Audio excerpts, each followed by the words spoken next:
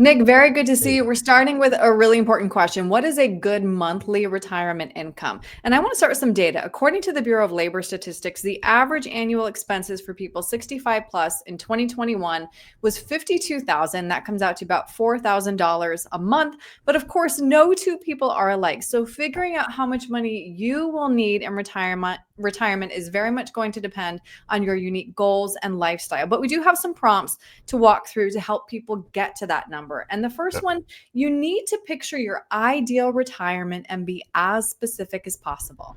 Well, at first you said $52,000 in Yeah, expenses. I guess that depends on where you are in the country, right? very much. Right. I mean, here in Florida, $52,000, and it's probably even more than 52,000. I'd be interested to see is that in pocket 52,000? Is that $62,000?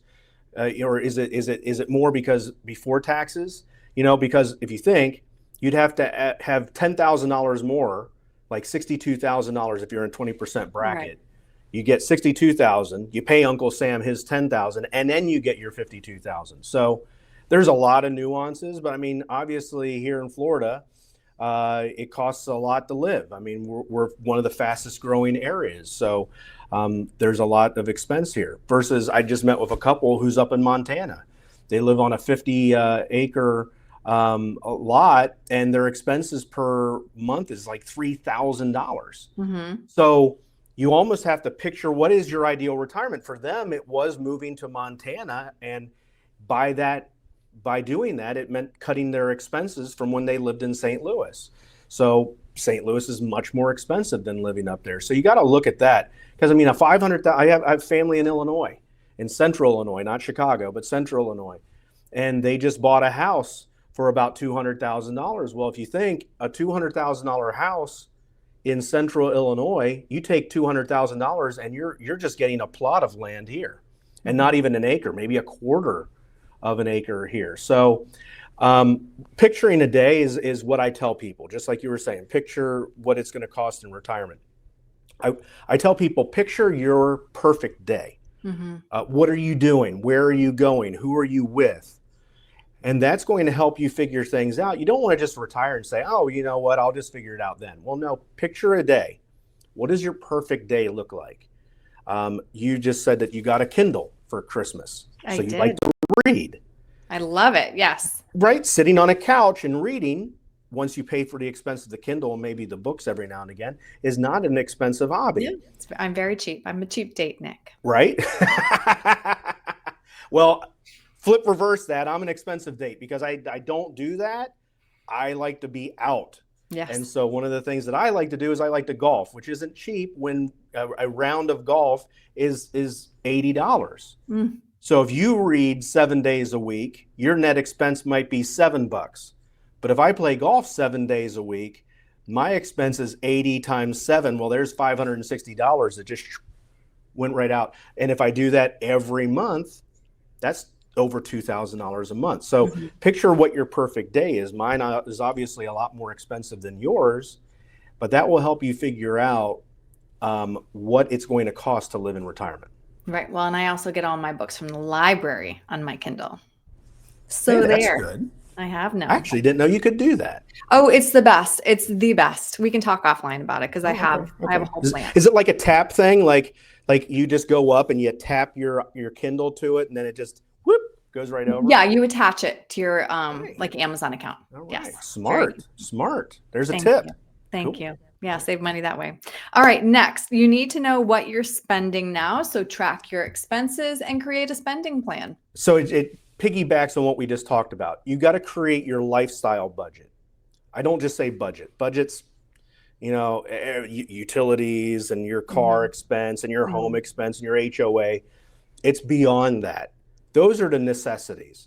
But then there's the other things that you want to do, like going out to dinner with your friends, going on that cruise with your family, visiting your grandkids. Those are all part of your lifestyle. The things that you do that makes life, that makes life worth living, that helps you live well in retirement.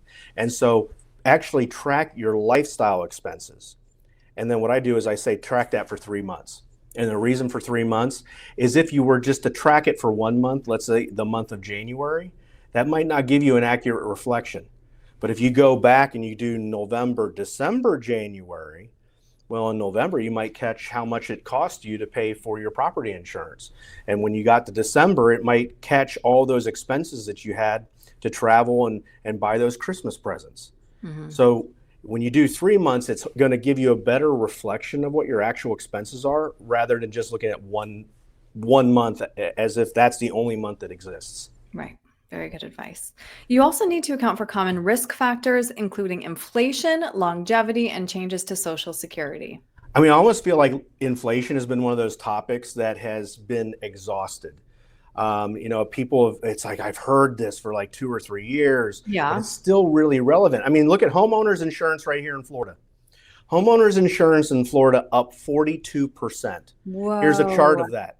I Yeah. mean, the national average is right about 10%. The inflation rate is 4%, but Florida's yearly premium change in homeowners insurance up 42%. And that's if you actually get to keep it, because there's been a lot of carriers that Right. have just pulled out of the state entirely. Yeah. Right. So there's that. And then I also went back in history and I pulled this one out. The inflation back in 2022, because I think it's interesting to see, because right now you turn on the news and they say, oh, inflation's 3 or 4%. It's not that big of a deal. Well, it's a snowball, because if we go back to 2022, when beef had gone up 20%, bacon had gone up 18%, breakfast sausage up 16, milk up 13, eggs up 11, if you can get them, cereal up 10. I mean, if you look, this is what had happened. So when they talk about inflation now and say, oh, it's up 3% or 4%, and that's manageable. Well, that's 3% or a 4% increase on a 20% increase on some of these expenses. Right. And you know what I took from that chart too? The biggest things that had gone up in expense at the grocery store were like bacon, eggs, sausage, milk. So just don't eat breakfast. Yeah, don't eat breakfast. You're safe, right? There's no inflation. Cereal's in there too. Cereal too. Yeah, cereal is in there too. So it's just, inflation is a very real thing. But you also mentioned 2 others that are just equally as important. You mentioned longevity. Don't forget longevity. We're living into our 90s. We all know somebody who's in their 90s now. So you can't just say, oh, you know what, Uncle Joey only made it to 80 and that's the way it's going to be for me. We all know somebody in their 90s. So you got to make sure that your money's lasting at least that long. And then Social Security, the reality of it is Social Security will probably decrease in the future. We don't, the studies are showing, and Social Security will tell you that they'll probably pay at least 80% of benefits come 2035. So that means is by 2035, we all might be getting a 20% haircut in Social Security. So just make sure that you're planning with your assets to create more income in the future to help offset for some of these things. Mm-hmm. You also suggest building a robust and a diversified nest egg. What does that mean exactly? All right. So you said diversified, and I look at that as almost 2 things. The most common one is when we talk about diversification, everybody thinks about what's called asset diversification. Right. Hey, don't own 1 stock, own 50 stocks. That way, when 1 stock goes belly up, you still got 49 that did okay. Well, that's called asset diversification. How I look at this is almost like asset diversification has 3 levels. Think about an apartment building. I almost look at it as you have your entry level, the bottom floor. That is your market diversification. Own 1 stock, own 50 stocks, not just one. Own several mutual funds, not just one. That's diversification. But I almost look at that as just the entry level, because that's all market diversification. You're just diversified into different things. The next level up in your apartment building, if you were to go up, is alternative investments. Those are things that move differently than the general stock market. There's alternative investments out there that can still have growth potential, but they don't move like stocks. And then the third thing, another level up from that, is principal protection. So and that's money that can grow but not lose value. And so to me, there's a difference between asset diversification and what I call true diversification. True diversification is when you have all 3 levels. stock market diversification, alternatives, and principal protection all blended together. Mm-hmm. But like you said diversification, and that's just one type. The other type of diversification is also what we call tax diversification, because literally there's tax-free money, there's tax-deferred money, and there's taxable money. And so you want your money split into all these different things, because if literally, if all of your money was in the taxable bucket, what that means is every year on all of your money, you're paying taxes on it. Well, I'd rather have my money split across all of these, mostly in tax-free if I can handle it. That way, as I'm earning money in my accounts, a lot of that's not even being reported to Uncle Sam for taxes. And so it's really having all three of these things creates a tax diversification that can be robust. So you want to have asset diversification and tax diversification. Mm-hmm. And last, determine if you want to leave anything behind. And working with a financial advisor can help you with legacy planning. Well, what you leave behind, and we call that a spend and leave plan. Mm-hmm. But there's different types of leave. Everybody has different views on what does what I leave mean. You can leave a lot. We call that legacy maximization.